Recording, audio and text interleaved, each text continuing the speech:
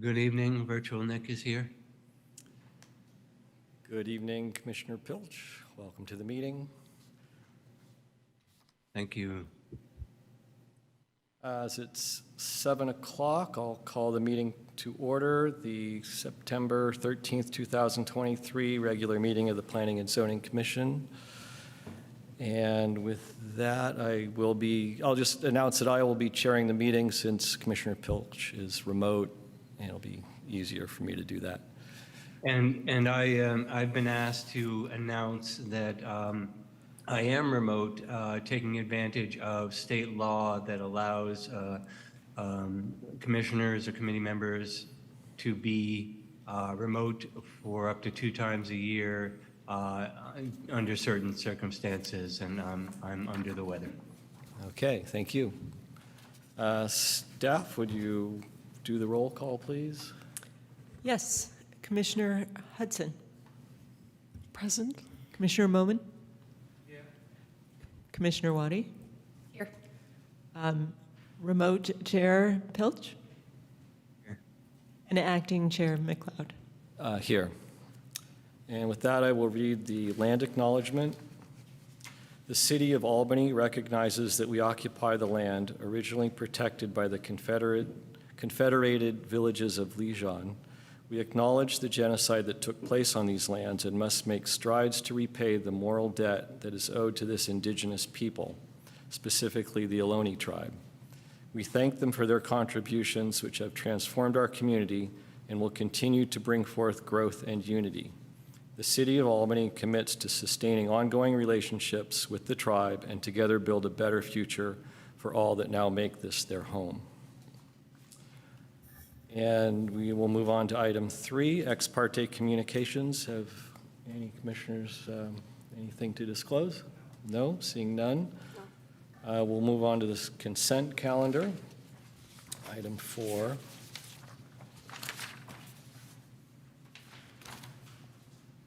And we have 4 items. Item 4-1, Planning and Zoning Commission meeting minutes. Item 4-2, Planning Application 23-033, Design Review for an Addition, Deck, and Remodel at 500 Key Route Boulevard. Item 4-3, Planning Application 23-034, Design Review for a second-story addition at 1435 Thousand Oaks Boulevard.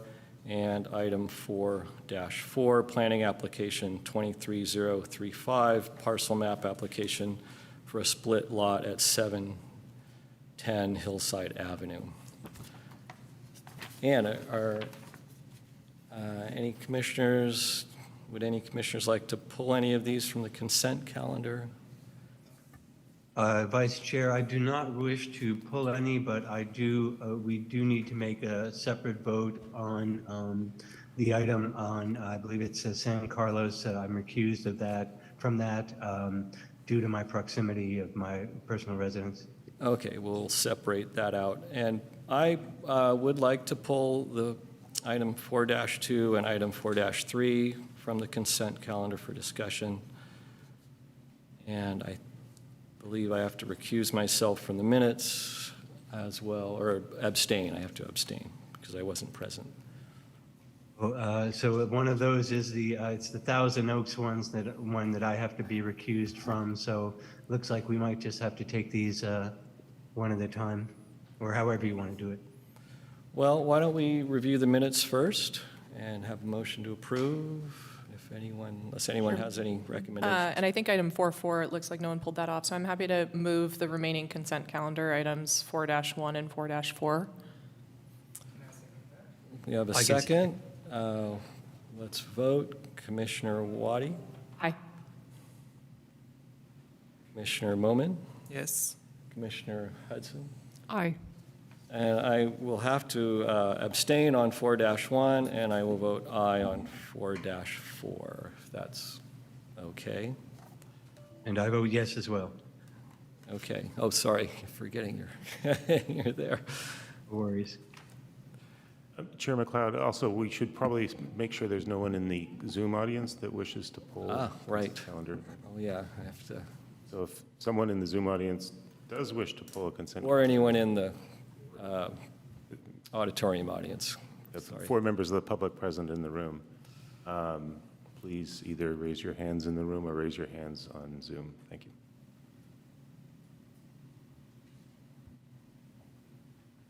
Do we have any hands up? There are none, no. None? And Okay. I'm sorry, who made the second? Commissioner Moman.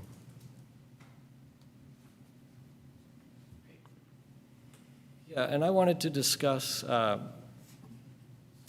500 Key Route Boulevard briefly, and also this second one, 1435 Thousand Oaks.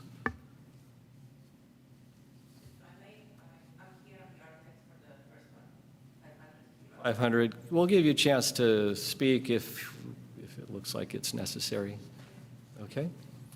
Well, I really just want to review the plans a little bit. I don't know if you want to make a brief presentation, or? I just have a procedural question for the director. Once they're pulled from the consent calendar, do they stay now, or do they go once it goes like to section 7? We would deal with those items now.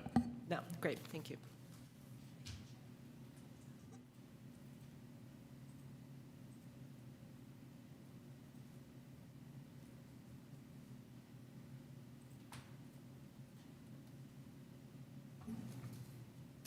All right, so planning application 2333 for design review at 500 Key Route Boulevard. This is a 4,200 square foot lot, currently 2-bedroom, 1-bathroom, just under 1,500 square feet house, and it is within the water course overlay along Cerrito Creek that lies directly to the north of this property. The design review is a request to increase to a 1-bedroom, 2.5-bathroom, just over 1,600 square foot house. The height of the new construction is capped at 11 feet 6 inches, and the total floor area ratio would be 39%. This is a detail of the site plan, specifically looking at, on the right side, the distance from the top of the creek bank to the farthest point of the addition. And we require at least 20 feet for context within the water course overlay. Similarly, we have a section that will show the creek as well. This is a west elevation, so this is if you're standing in the rear yard looking at the addition portion, as well as the second-story deck that's proposed. And then this section, again, is just showing the distance from the proposed new construction to the top of the creek bed that it lies north of the property line. So staff recommends that the Planning and Zoning Commission review and approve the proposed project subject to any findings and conditions of approval. And I'm happy to pull up any additional plans as needed for discussion. Yes, does anyone have any comments, or shall I just go ahead? Basically, my concerns are really with the below-grade construction and the roof deck and how water is going to be moved out of the site. So it looks to me like it's going to be very difficult, and I just wanted to, maybe we could hear from the architect. Why don't we hear from the architect, and then we can also then open public comment before we Right. turn to Commissioner Yeah. deliberation. And if you could go to the section drawing that showed the below grade, yeah, like there. Yes, so I'm Kasia Ekstan. Yeah, go I'm ahead. an architect. And we only have 1 foot below grade, and that's to account for the minimum ceiling height in the living space, which is 7.6. And planning-wise, we're within all the requirements, so we're building more than 20 feet away from the concrete edge of the creek. Building-wise, we'll be very careful about proper drainage around this foundation. And there will be a drain in that little well that you see. We're going to have a couple of steps, concrete steps, and a well to get into the room downstairs. It's just 1 room and a bathroom, and there will be a drain in the middle of that. And that would be water pumped to the street? Is that the plan? Yes, Albany is very serious about that. Yeah, I know. It's not necessarily best practice to burden the storm drain system with water, but that is our regulation. Well, I'm just concerned, what happens if that drain fails or if there's power outage? I mean, I'm assuming you have to have a pump there, an electric something. Yeah, they have backup batteries for those pumps, so we're going to specify one with a backup battery for sure. Okay. And then I was also concerned with the roof deck. It's also draining into that well, and often we don't recommend draining the downspout into that well if there's a way to take it to the back. And We can I actually mean, I don't know. talk about Just that. My advice. So I just was concerned about this because you kind of have the double whammy of the roof deck and the below-grade construction. So I just think it's important. I understand, yes. So we have planned on doing the so-called bison deck, which is the elevated, on stanchions, they're elevated squares over a deck surface that drains. So it's sloped to drain, so you can actually adjust those stanchions, and then the deck surface remains level, and then the surface Your well that would then potentially flood your living space. So, and I know I would also recommend a secondary outlet on the roof deck that would not be just the downspout scupper. We recommend a second notch. And then, Commissioner Pilch, do you have a comment? Oh, I just, once you're done, I thought it'd be good to have staff address your questions as well, concerning your remarks and how they jive with the code. Yeah, okay. And then my final concern, and it helps that you added this diagram to the plans, was just the creek. The way our ordinance is written, it says the top of the natural creek bed, right? Doesn't say the top of the creek bed. So there's just a lot of ambiguity in that, where we actually define that. So, and in this case, we are going to assume that the top of the concrete channel is the top of the natural creek bed. I think that's the easiest thing to do here. But yeah, in general, whenever we have these projects, I think it would be helpful to have that diagram, that site section, because we've had projects in the past where it's been very ambiguous and there's been some dispute, and it's difficult to objectively establish that line. So just want. Yeah, I don't know how the creek bed is defined, but in this particular case, the water level is where my arrows are, I think, and sometimes even further down. Yeah. Yes. It's Okay, below well, I the really top don't of have it. any other concerns about this. My other concerns were more to do with the terms of conditions and the building permit requirements, which came in a new format. So I saw it with fresh eyes, and I realized that, wow, most of these building permit conditions do not apply to this project or to this kind of project. So I think I would encourage us to revise those to make them project appropriate, or somehow revise our template so it's not one size fits all. But I know you mentioned something like that, because I looked at that list, and if I were the applicant and the owner, I would think, oh my goodness, what am I getting myself into here? Truck routes, measuring noise on site. I mean, it's like kind of absurd for a small remodel project. So I think we should just streamline that a bit in the future. I'm sorry, I have no further comments, and I'm happy to support the project. So, Thank you. Should we turn it to public comment? yes, Yeah, so if anyone would like to speak on this. or other commissioners also. I will first do the public. Please come up to the dais, and if you're attending virtually, please use the raise the hand icon found at the bottom of the screen. And no one wishes to speak on this. Any further comments from any commissioners, or? we Nope, could happy move a to vote? move to approve item 4-2. Commissioner Pilch, you have a is- comment, or? Yeah, Acting Chair, if staff has any comments as to your comments, it'd be great to hear them. If not, that's fine.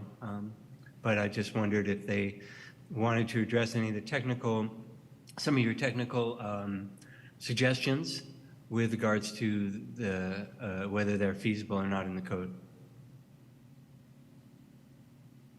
So this staff is going to rely on our building plan checkers to address those comments which are technical and not of the land use planning nature. So, but I appreciate love hearing them, and I'm glad that you had that opportunity to discuss it with the architect. So thank you. Okay, great, thank you. Okay, we have a motion by Commissioner Wadi. Is there a second? I'll second. Second. Let's vote. Commissioner Pilch? Is that a yes? I couldn't hear you. That is a yes. Yeah. Yes. Commissioner Hudson? Yes. Commissioner Wadi? Yes. Commissioner Moman? Yes. And I'll vote yes as well. That motion passes 5-0. And so your project is approved. I don't know if there are story poles up. I don't think so. There are. Well, they're supposed to remain up for 14 days. There's a 14-day appeal period. And at the end of that time, you can take them down. So thank you very much. Can we look at the next one, please? Yes, just give me a moment. I'm going to change Commissioner Pilch's role to an attendee.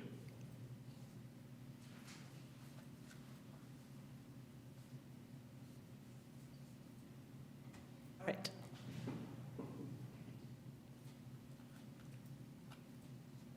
Staff, can you show us the project, please? Yes, this is planning application 2334 for design review at 1435 Thousand Oaks. The lot is 5,000 square feet on the corner of Thousand Oaks and San Carlos, I believe. It's currently a 3-bedroom, 2-bathroom, just over 2,000 square foot house.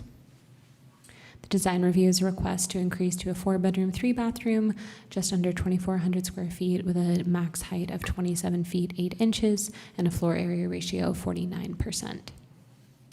And just to take a look at sort of the project specifics, here's the overall site plan with the shaded area there being the area of work on the 2nd story. This is the existing south elevation along Thousand Oaks Boulevard. And this is the proposed south elevation. And staff recommends the Planning and Zoning Commission review and approve the proposed project subject to findings and conditions of approval. And like before, I'm happy to pull up additional plans within the plan set as needed. Thank you. Okay, thank you very much. If anyone else has any comments, I'm happy to hear them, or I'll just jump in. I think my major concern here are the elevations, and if we look at, just to me, it just doesn't seem to hold together, either from this viewpoint or the other elevation. Might be easier to see on the elevation sheet. Yeah, I'll go ahead and pull that up as well. The proposed elevation sheet.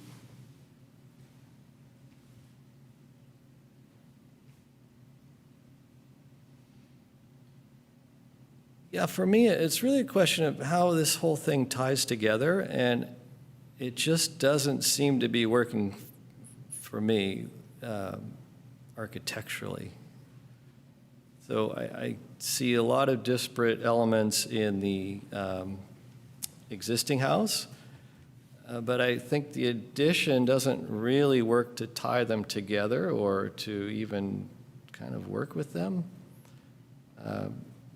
So those are my main concerns. That's pretty much my biggest concern. I mean, this is a project that would have benefited, I think, from perspective views and,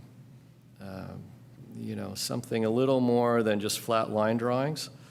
I mean, because things are set back, but when I look at the elevations, the east elevation, for example, it just doesn't really work for me. It's the gable, but it relates to the gable that's on the south, or I'm sorry, on the Chair McLeod, I'd like to south elevation. note that the architect is here and Yeah, I'm can, the applicant. Applicant.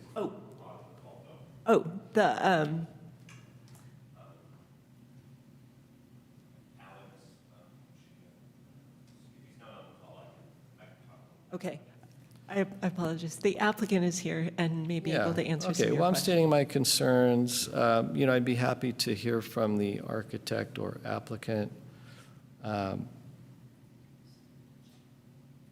If the architect's on Zoom or...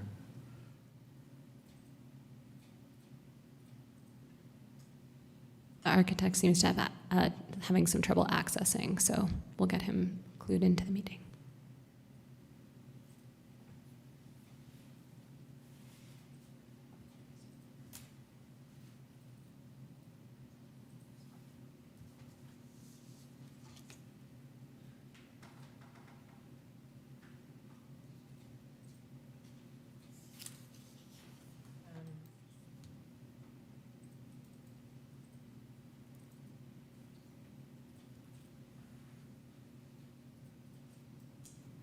I guess I'm still looking at the plans from last week. What are you trying to do with the architect?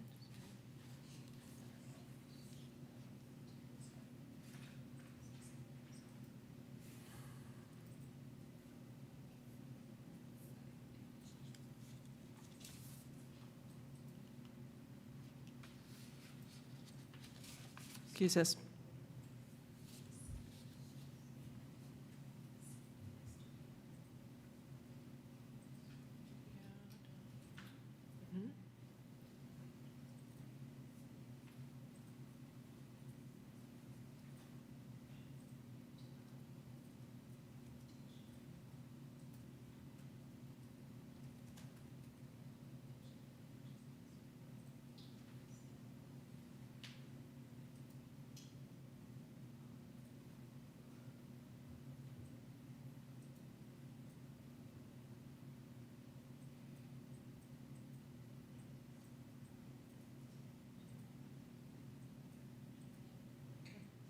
I'm wondering if, while we're waiting for your architect, if you have any words you want to say about the intent of the proposed project? I don't know if you had a chance. I agree that the elevations maybe don't exactly represent how this looks from the street because it is set back, and the gable in front sort of hides it. We did look at either doing a flat roof on top, but that sort of looked not great as well, like it just, a box on top of the house. So we wanted to have a gable, and putting it so that it aligned with the south elevation also looked weird because there were sort of gables stacked directly over each other a little bit. So we felt that aligning the gable east-west as it is looked best, and because it is set back, when you're looking at it, it's much less obvious than the elevations might make it look. I don't know if you had a chance to see. The story poles are up. And we did try and echo some of the details of the existing construction, the existing drainage pipes and the clay tiles along the side to try and tie it all together. Hopefully Alex can get on. I can give him a call if that would help. That would be great. We're having some trouble getting in contact with him. If you can direct him to the City of Albany website, there should be a link on there. Thank you. Apologies. Okay, yeah, we'll wait for, we'll give it a few more minutes.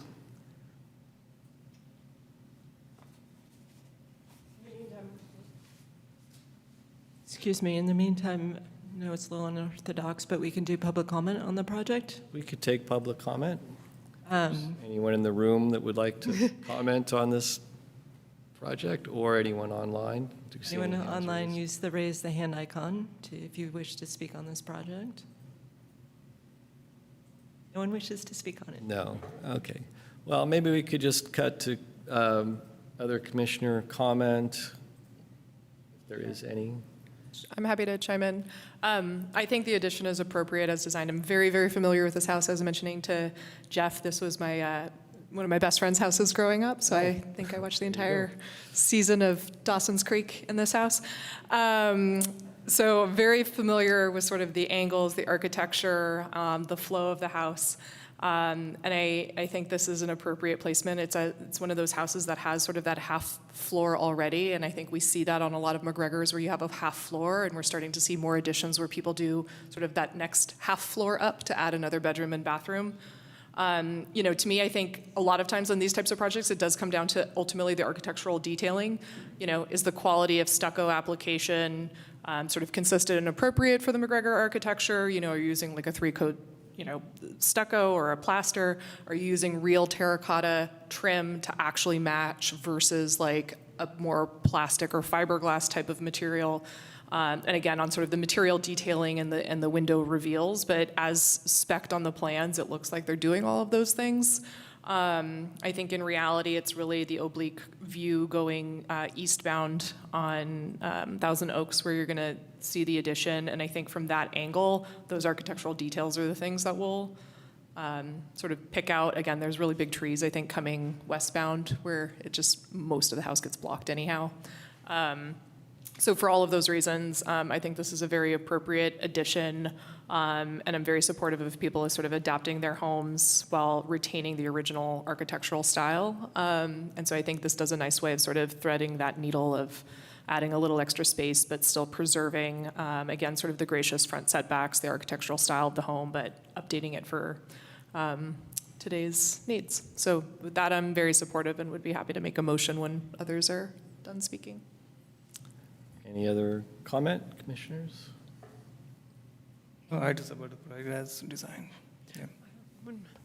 I'm just wondering if maybe instead of 3 windows on that top looking south, might 2 windows make it less the difficulty that you're expressing? It's partly window placement, it just doesn't hold together for me as a facade design. The 3 windows, I don't quite get it. There's a little space more between one than the other 2. I don't quite get the reasoning for 3 there. The 3 little squares in the front don't really, it's not quite the front, but it just doesn't seem quite right to me either. I mean, I would prefer to see it all get a little more integrated, a little more refined. It's a difficult house to design for because you've got all these disparate elements, the gable in the front, the sort of half gable with the swoosh, the flat roofs with the indentations, the notches. So it's not an easy design challenge, I will grant you that. But I just think it could be done better. So personally, I would like to see it have one more pass, but Commissioner Waddy, if you want to make a motion, I think, see how the vote goes. Sure, I'm happy to move approval as proposed. We have a second? Another second. Okay. Commissioner Hudson, how do you vote? Aye. Commissioner Waddy? Aye. Commissioner Moman? Yes. I am going to vote no. So it passes Nick? 3-1. Nick? Oh, he's recused, I'm sorry. Recused, yeah. Sorry. On this one, I didn't forget him this time. Commissioner Pilch is recused. So your project passes by a vote of 3-1, so it's okay. Yeah, so planning application 23-034, design review for a second-story addition at 1435 Thousand Oaks Boulevard is approved. Please leave the story polls up for the appeal period of 14 days. Thank you very much. Okay, with that, we will move on to item 5, announcements, communications, discussion. Staff, do we have anything? Yes. So first of all, as Commissioner McLeod mentioned, we have a new format to our staff report and conditions of approval. The reason behind it, or the impetus, was not only do I not like working within tables, but is to have a font that is transferable when things are PDF'd or placed online. Our previous font kind of showed up kind of squished. In addition, it has a minimum 12-point font throughout the staff report or greater. So with the exception of the header and the footer, it is more accessible for users. So that is the reason behind that. Next, if you did not know, our housing element has been certified by HCD. So we're really excited about that, and really kudos to Director Bond, ex-planning manager Ann Hirsch, as well as Barry Miller, our consultant extraordinaire, who really got it through to the finish line. So yay! And really, congratulations to you Congratulations, all as well, and as well as the City Council. So thank you for that. I would like to mention that on October 2nd, we are bringing forth our housing element work plan schedule to the City Council for kind of review and blessing, and our own Sophie will be the lead presenter for that, so I encourage you to attend and hear what she has to say and provide any comments or questions you have at that time. In addition, on October 5th, we will be holding a special council meeting at the Community Center at 6:30? 6 p.m. 6 p.m. And that is to discuss the Albany Twin, the closing of the Albany Twin. So council members will be there, as well as a lot of members of the community. So again, if that is something you're interested in, please, I encourage you to attend. So, and those are the announcements that I have, if you have any questions. Can I just ask a question for the Albany Twin? Like, is it just a speaking forum for people to express their feelings? I mean, obviously it's a privately owned building that went out of business. Like, the council doesn't have. Correct. So it will be a bit of a speaking and definitely a listening forum for us to hear members of the community. This has been really a heartstring. It's difficult to lose a beloved institution like the Albany Twin. And so it's the opportunity to really focus on that issue and not have it be part of, and kind of like, often, as you know, during public hearings, you hear from the community and then people stay silent and blank because it hasn't been agendized. So this will give a little bit more interaction for the folks. Got it.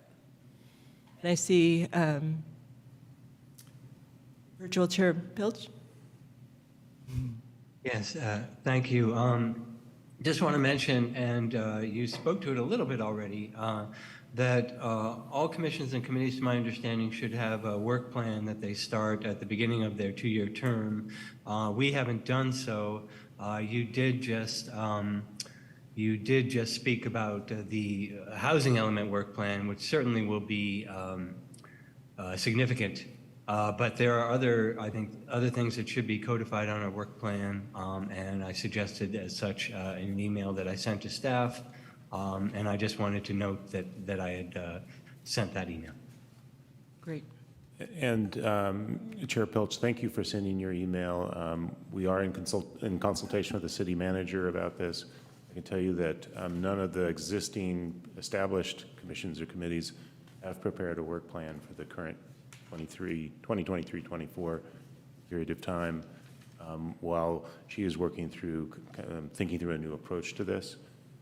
In the meantime, there's plenty of things that are on the City Council strategic plan that we need to do, and the housing element prioritization direction from Council will most likely generate quite a bit of work for the Commission. So we'll keep you posted with respect to both if and when we do a work plan and what format that takes, and then whatever happens, we will communicate with you at an upcoming meeting about what we see on the horizon for you over the next months and years.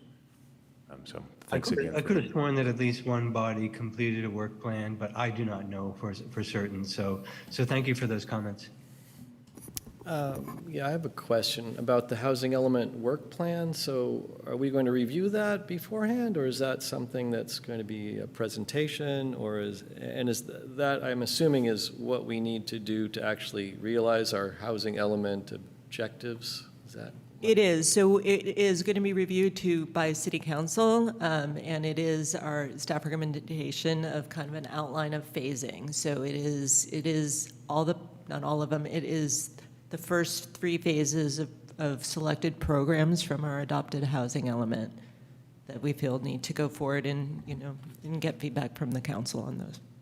And then we'll be returning to the commission once we have that sort of phasing and framework of a timeline sort of set with sort of the preliminary draft program ideas, outlines. It's just something, we're not looking for any specific feedback on individual programs, rather just saying, here's the section of the housing element we're going to try and look at first. Obviously, with our staff, we cannot do all of it at once. So here's our proposed timeline for how we'll achieve all of these things. And last question for myself, are there any deadlines for implementing them? There are deadlines that we've set for ourselves within the housing element, and then obviously HCD has their own timelines and sort of checks in terms of when certain items need to be achieved by and when. Okay, thank you. Any other questions? I just had one more question. Are any of the programs and policies like prioritized? And if they are, like, who has prioritized those? So we've started, yes, so there's about 40 programs that we would be looking at implementing, studying, evaluating, implementing. And we've prioritized first what was sort of most, what folks were most vocal about in the whole housing element outreach process, but also sort of based on, again, those timelines that were set by staff, by council, in terms of when the implementation needs to be happening. Obviously, a lot of those are overlapping and competing, so that's another reason we're going to council with sort of what we think is the bulk of sort of the most important prioritized work, and then even within that, further sort of grouping to understand what we should work on first. Okay, and are there any inputs from HCD on that, or they have just left it to us? I don't believe, there's specific HCD guidance or requests. Not at this time, but they will be reviewing our guidance annually, as part of our annual report. Thank you. If I may get to add to the question Commissioner McLeod asked a few moments ago about going to council first rather than consulting with the commission. And these practices evolve over time as city councils evolve over time. And one of the things that the direction we've gotten from the city manager with their current council is that they like to look at these things before the effort gets launched, if you will, so that we make sure that we're taking a pathway and prioritization that they want to see 6, 8, 10 months, whatever it's going to be. Sometimes in the past, we've started these things, we work with commissions, committees, and the council doesn't get it until it's baked. And this council, I think, appreciates the opportunity to say, hey, do this, do that, don't do this other thing, and then you'll get it with that council parameter already. Right, and some of the programs are not specifically for our body to review and organize and implement either. I think they're broader, sort of a broader approach. The housing element's a good example. Like, there's plenty of land use stuff, but there are some things that may others not. that are not. So it does seem appropriate to have council take the first go at it. Commissioner Pilch, you have another question or comment? Yeah, I'll follow up on the question about timeline.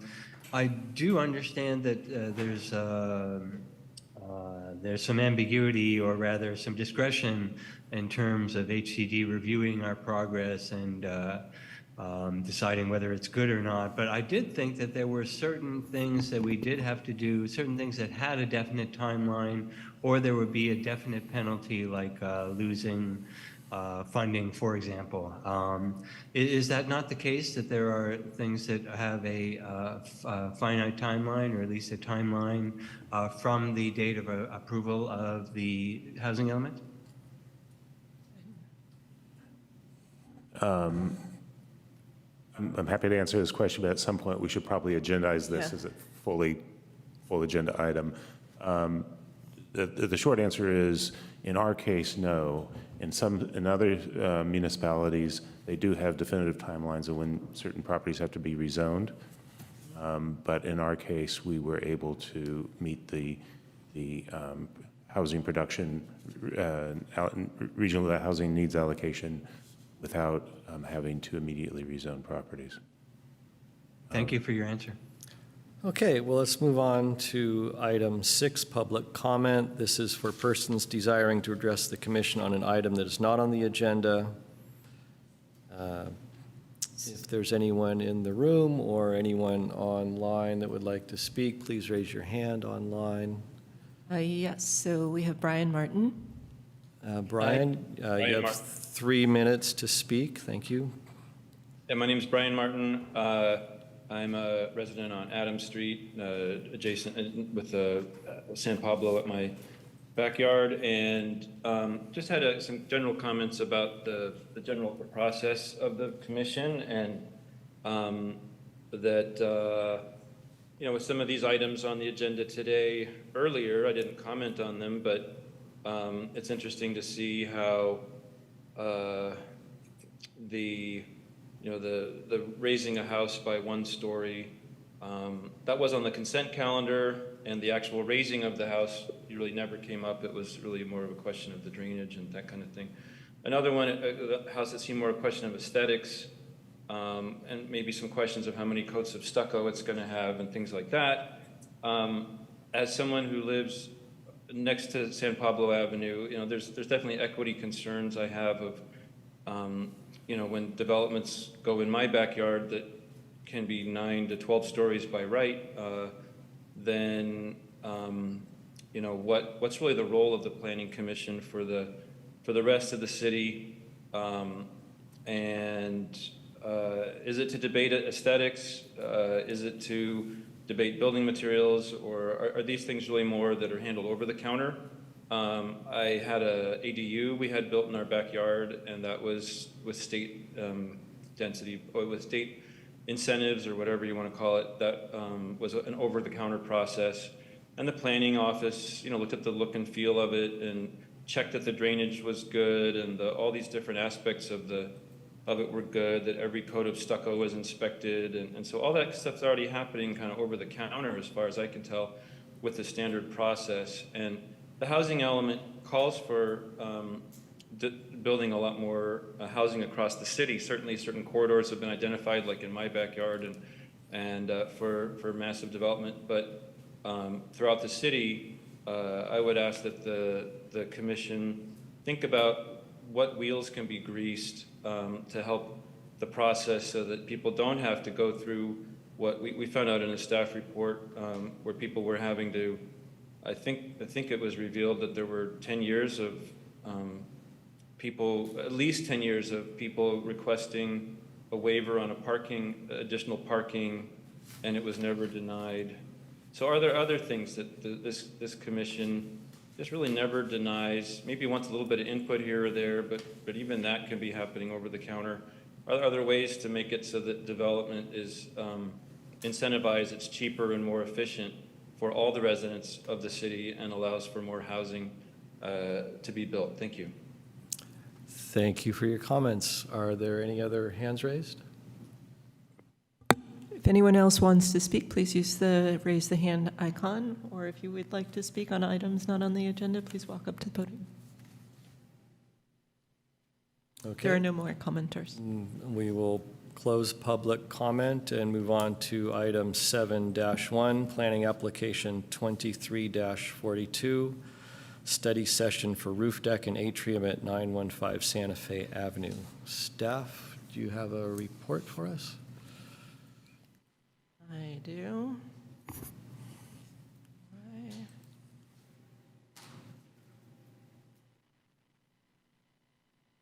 Here we go. All right, good evening, Commissioners. I'm Leslie Mendez. I'm excited to be here tonight. And this is a study session for a design review application, PA 23-042, for a roof deck at 915 Santa Fe. This is a 4,766 square foot lot with a 1,740 square foot single family home. It is a block that is predominantly single story or have second story pop-ups towards the rear of the structure, similar to this subject building. The project proposes a 665 square foot roof deck covering almost the entirety of the first floor roof, including an 8-foot tall trellis and 154 square foot glass atrium that they would access through the upstairs bedroom. As related in attachment 3 to your staff report, the owner's intention is to have an additional space for gardening. However, this isn't expressed in the plan submitted. Whoops. Here is a proposed upper floor plan that shows the roof deck with the trellis and the atrium with the adjacent bedroom and bathroom, as well as the elevation. So staff has some concerns of how this proposed project is consistent with some of the residential design guidelines and is seeking commissioner input and feedback. So one of the design guidelines is outdoor space, roof decks specifically. And these are to be evaluated on a case-by-case basis and typically take into account privacy considerations, access, and aesthetics. So the questions I have, requesting feedback on how are the privacy impacts addressed here in relation to the extent of the size of the deck as well as the open railings, and how is privacy due to the visibility and usability of the space what about how is the space viability and usability restricted by the fact that the sole access is through a bedroom? And finally, is the proposed project currently compatible and aesthetically in harmony with the existing architecture of the home? The next design criteria is livability or universal design, which addresses how well this space would be used and how well it allows folks to kind of grow in place in the locations that they are.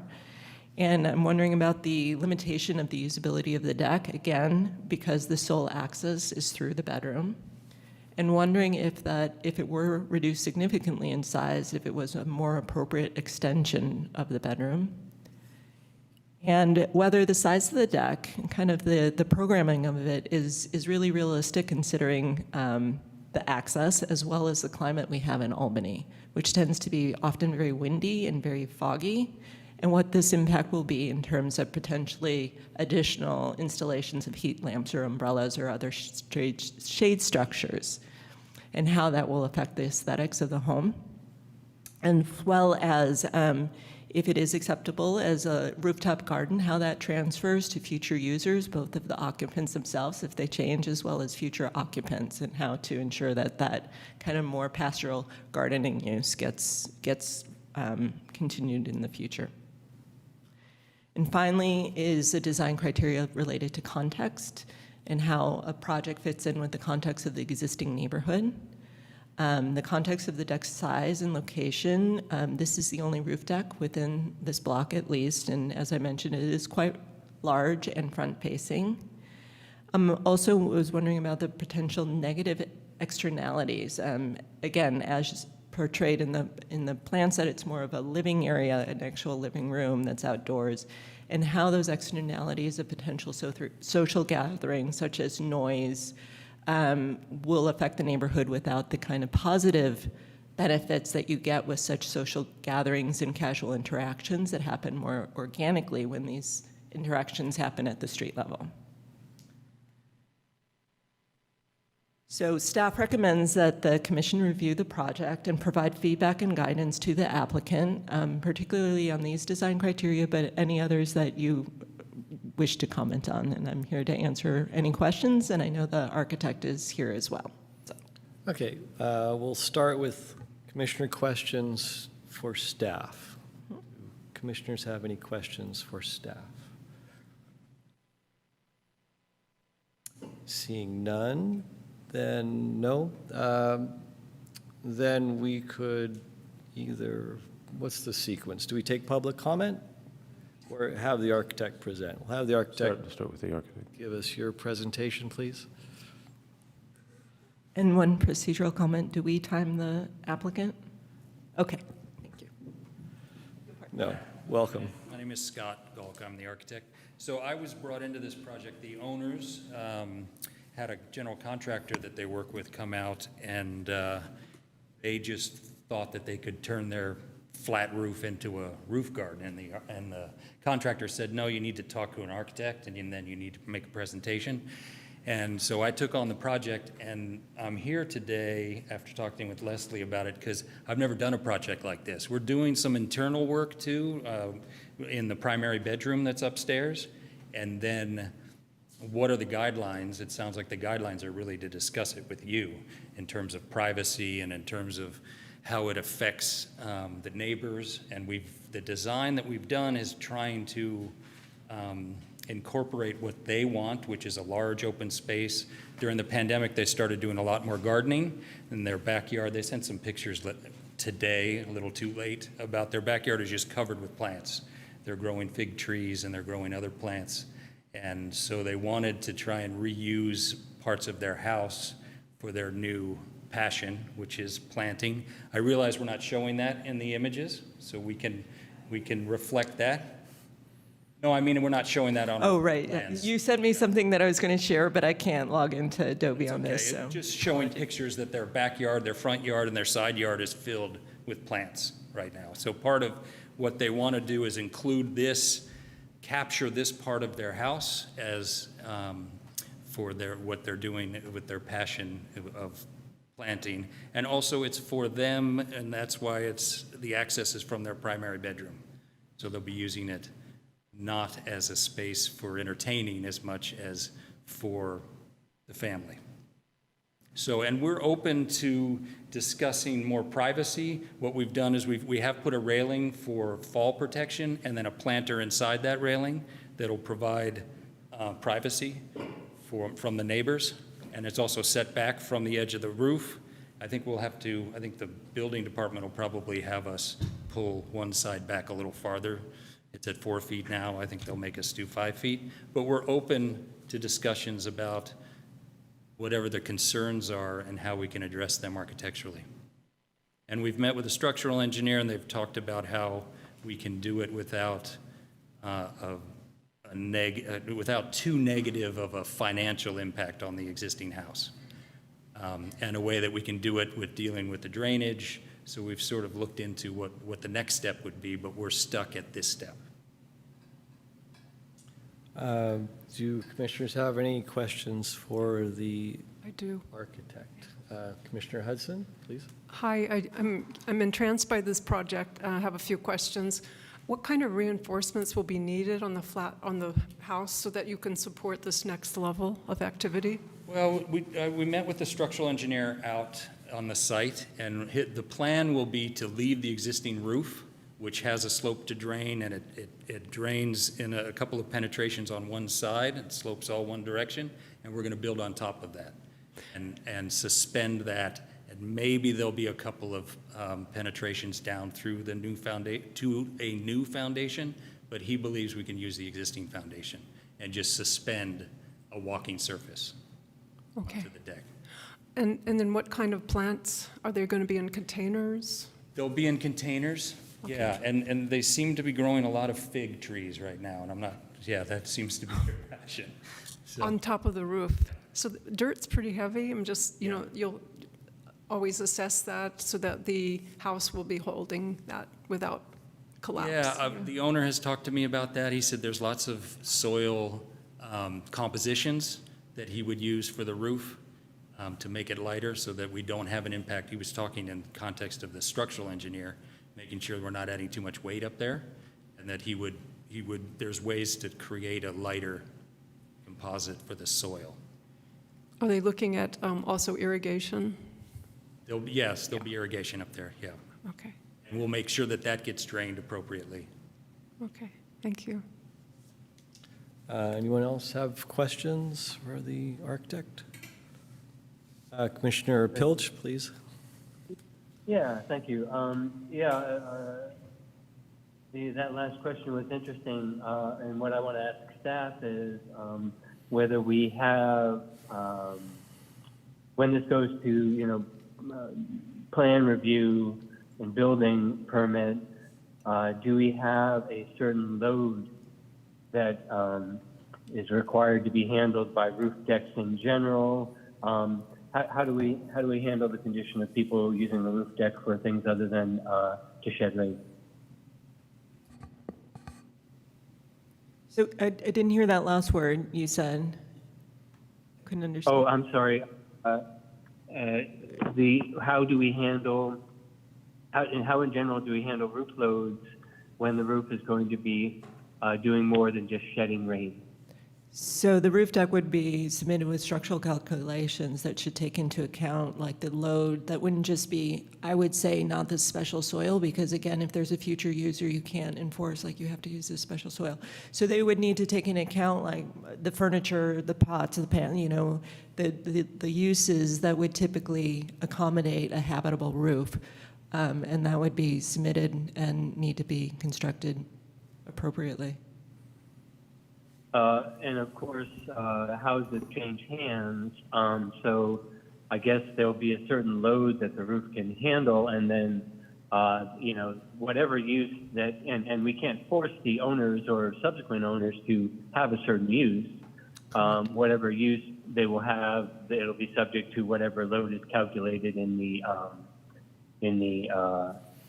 structural engineering, I guess. Fair? Okay. Well, I have a few questions.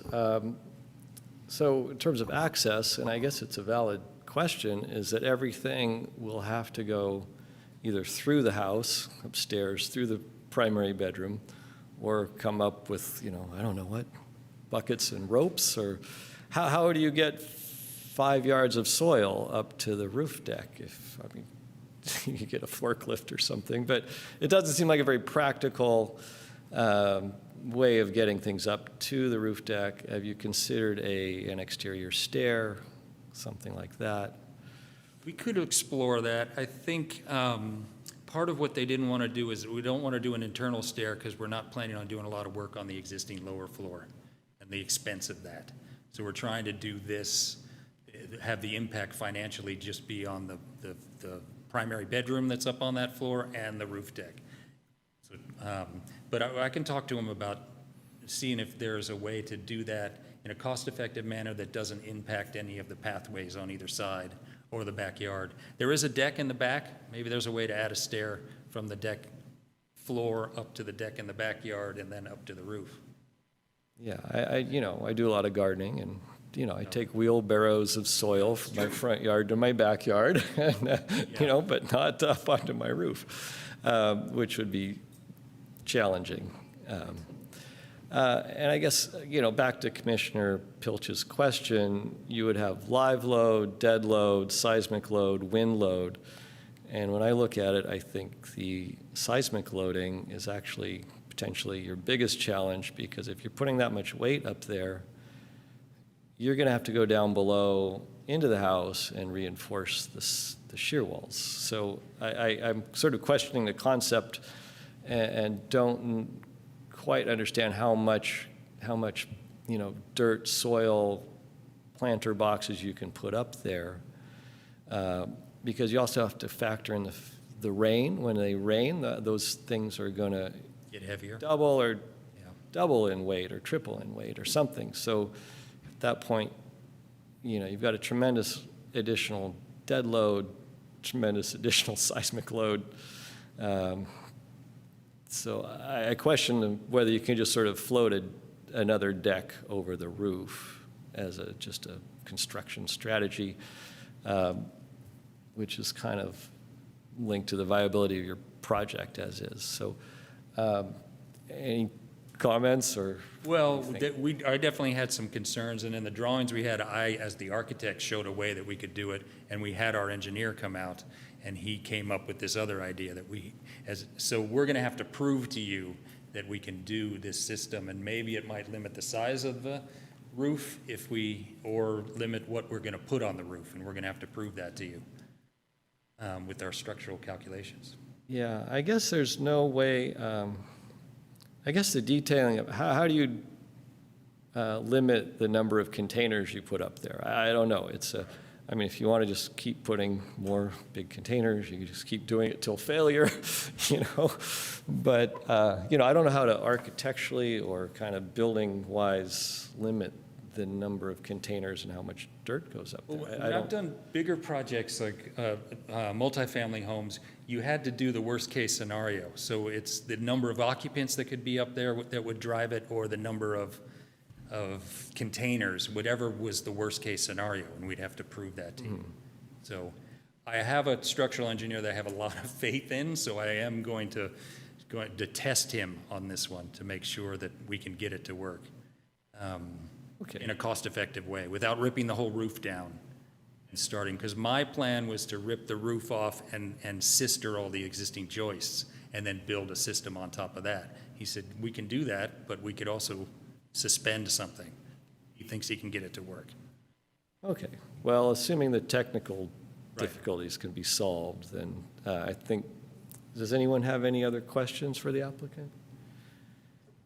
Then we can close our public comment period, and we will discuss. Well, let me the first ask and if then we there's have public anyone, yeah, comment. if there's anyone in attendance who'd like to speak on this item, please use the raise the hand icon.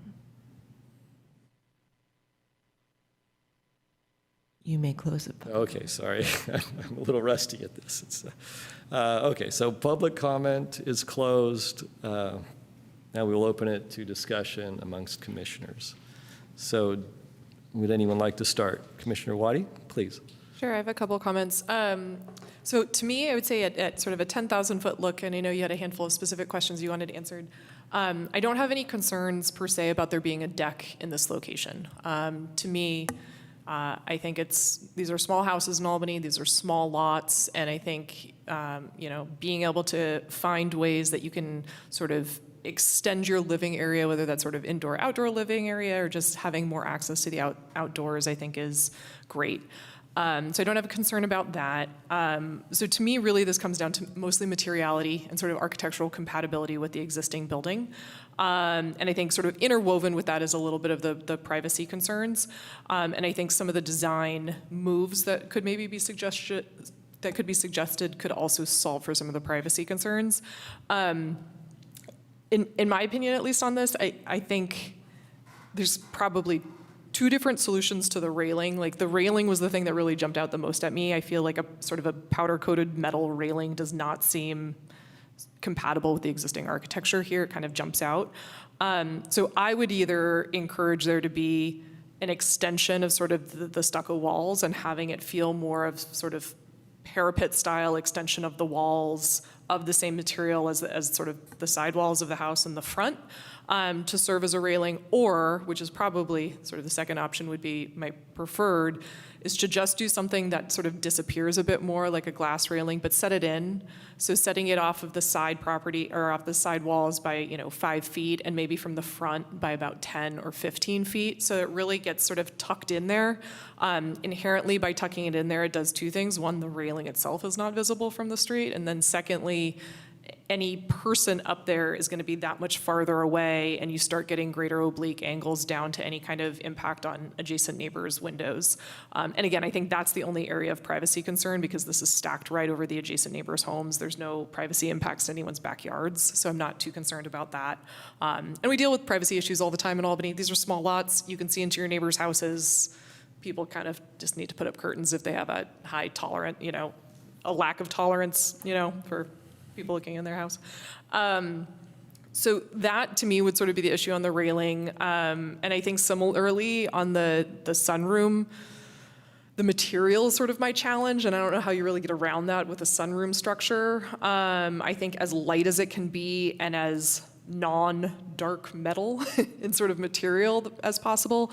I think certainly, like, if the proposal was exclusively to do a trellis and a deck, I think a wood trellis, a wood arbor, something like that would be very appropriate. And then with sort of a more tucked in deck. I don't know, again, I would sort of defer to you as an architect to think through what other materials come from the sunroom. I'm a little concerned that it looks like one of those like prefab style sunrooms, which I know tend to be sort of just like a metal pop on. They feel very after the fact and not integrated into the architecture.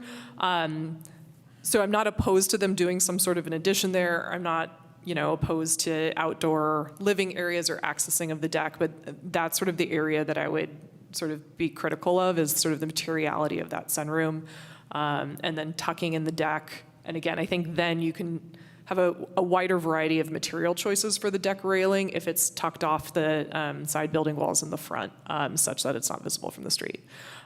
So with those types of changes, I'd be very open to it. Again, engineering is not the purview of the Planning Commission. Drainage is not the purview of the Planning Commission. We are really here to review sort of the land use side of things, the privacy impacts, the architectural design review of this. And I think from that angle, I don't have a problem with the concept of adding a deck onto the upper level of the home. So that concludes my comments. Thank you. Other commissioners, comments? I think Commissioner Wadi covered most of the issues I wanted to talk about, so I just agree with her, most of her comment. Okay, that's all. Commissioner Pilch? Yes, thank you. Excuse me. So I think this is a great example of what Mr. Martin was talking about, where we are tasked, it's not our fault, we're tasked with going over these details, and Commissioner Wadi's comments are great, as they usually are, we, for most of this is a permitted use. It's permitted for there to be a roof deck here. It meets all code and objective design standards. And what we're talking about is all the subjective design standards, and how should those be done. And I would love to see it if we could find a way to not get rid of them. I mean, I think architectural details are important, but somehow deal with them some other way. Maybe other staff could take a first look and then come back to us. I'm not sure what it would be, but I would much rather be talking about the urgent need of building new housing, housing creation, housing generation, and the housing element implementation, than I would these details. And I don't mean any offense to anyone. I know the neighbors, will have opinions, but in this case, actually, the neighbors had no opinions. As far as I know, we received no letters. So I have no issue with the project, because eventually people can do whatever they want with this project. If there's a change of ownership, or maybe the current owners will start having parties every night. We have no idea. We have no control over that. So if we have objective design standards that say, if you have a roof deck, it can only be this certain portion of the roof. The railings have to be inset by however many feet, blah, blah, blah. Something that the staff could go over, the building department go over, rather than us. I also would much favor that. So some way to offload all the subjective stuff, I think would be great. So I'm in favor of this application. Okay, thank you very much. Commissioner Hudson, any comments? I've mentioned already my concern about retrofitting the house so that it can support the weight and so on. I like some of the ideas that Commissioner Wadi brought up, because I think compatibility with the existing architecture is pretty important. Also, I think that keeping some privacy issues, so what they're doing up there is not going to be on stage for the rest of the neighborhood kind of thing, is something to consider for sure. I'm really curious how you're going to solve all these problems. Me too. Yeah, thank you. Okay, yeah, my turn. I really have no problem with roof decks per se. I agree about privacy. I don't think that's going to be a big deal. A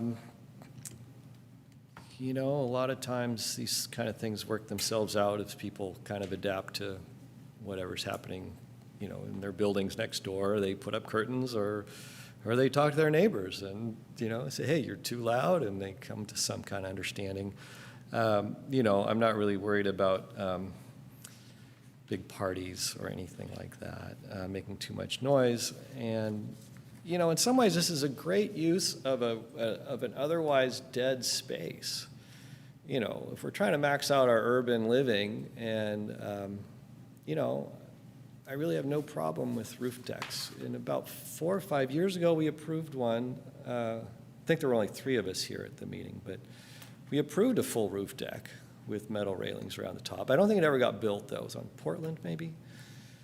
But at the time, the discussion was that there's no maximum size, there's no real limits on it, per se. This was actually on top of the second story, so they were doing it more for views and, you know, place to socialize. But we don't have maximum sizes for roof decks. And I don't see any reason to say it has to be smaller. That would be kind of, in my view, kind of arbitrary. So, you know, I'm assuming you can solve the loads and the technical aspects. I mean, I have concerns about the greenhouse too. You know, it's going to be overheating like crazy. It's going to get too cold. I mean, I don't know. Greenhouses for growing plants need to be regulated for ventilation, for all sorts of things. So how you figure that out, I don't know. It may just be unbearably hot in there a good part of the year or parts of the evening. So it really does come down to kind of railing design. I mean, there's ways to either, you know, reduce the appearance of the height. You could have half wall with a smaller railing on top, or something, you know. Just the metal looks a little out of place if it's just strictly metal around there. And if you're putting planter boxes right behind it, you're seeing through to those planter boxes. So maybe that solid railing up to the height of the planter boxes would make more sense. And then above that, you just see the plants, and a thinner railing. That would be, in my view, probably better. You know, I mean, if you want to put a lot of planter boxes up there, that's going to be something, probably as a responsible designer, you need to really know what they're going to do and work with your engineer on that, and work through all those ramifications. You know, I don't really have a problem with the greenhouse per se. It's, you know, generally when we've done or looked at greenhouses, they tend to be used to try to temper or, you know, they're not part of the conditioned space, but we use them to either allow heat to enter the conditioned space when it's warm and you want heating, or vice versa, close it off, or maybe, you know, it's sort of an ancillary structure that helps with the, you know, it's a place to be when it's cold and it does warm up. So I don't really have a problem with it design-wise either. It is set so far back. You'll never really see it from the street. So I would say I would support this in principle, and then, you know, if you work out some details, that would be great. So, unless anyone has any other comments? Just a couple things. Thanks. Just a couple things to add. I appreciate the Vice Chair's comments, the Acting Chair's comments about the having the roof deck allowing for more open space, and so I think that it is a great feature. But in my point about the parties was not that you should be worried or not about parties, but rather that we cannot control the usage. So if we have objective design standards that can take into account all the perhaps edge cases where there might be parties, that would be a good thing. Thank you.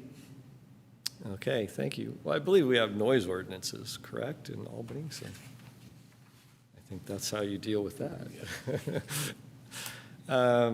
Well, without any further discussion, take what you need and come back to us with your next Thank you. Very helpful. iteration. Okay, thank you very much. Thank you all. Okay, moving on to item 8, new business. I see none listed. Staff, anything to add? Item 9, next meeting, September 27th, 2023, 7 p.m. And with that, I will call this meeting adjourned. Thank you very much.